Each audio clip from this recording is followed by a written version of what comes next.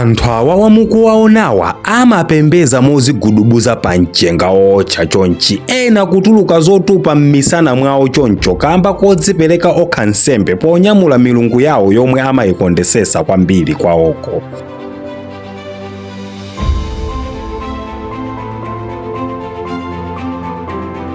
Zitheka bwanji anthu awawa kapembezedwe ka mulungu yolenga chonchi nkukhala kozivulaza nako? Anthu awawa ndi ndani? Nanga moyo wawo wa tsiku ndi tsiku umawayendera motani?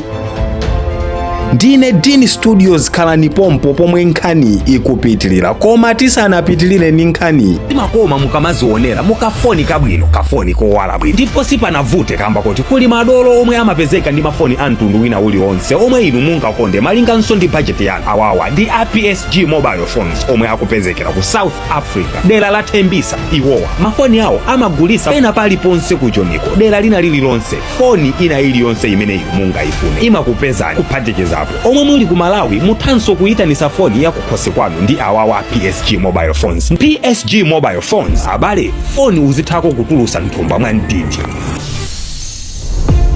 Mpingo uwu ndi mpingo waukulu ku Sri Lanka. Kuli mipingo yosiyanasiyana monga Akhristu ndi Asilamu, komanso anthu awawa munthu aliyense olowa kumpanda kwa chali chilili amayenera avule nsapato, ndipo kumadzadza anthu ochuluka kwambiri.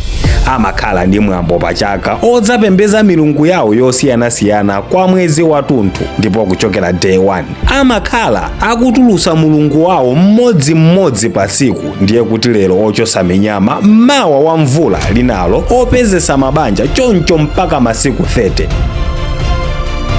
akatuluka mulungu wawoyo. Ndipomwe ena amayenera kupanga masacrifice awawa ogubuduzika pa dzuwa kwa ulendo wautali ngati chisonyezo chakupempha ndi kugonjera. Ena pomwe akugudubuka achibale amakhala ali pompo kuchemelera kuti nayi iwe ndiye zako zili pabwino. Kugubuduka kodzipereka ngati training ya usilikali. Amapereka kuphatikiza nsembe za kokonati. Amachita zambiri pofuna kulandira chipulumuso kwa milungu yawo yokufayo.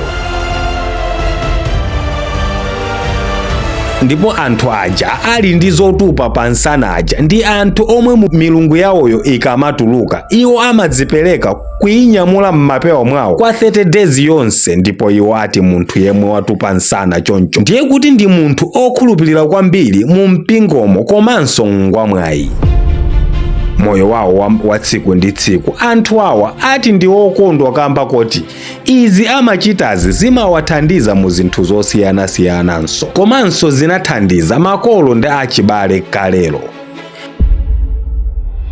Palibe wina opembezedwa mwachoonadi koma mulungu mmodzi mwini zolengedwa zonse. Osayiwala kupanga share anthu awawa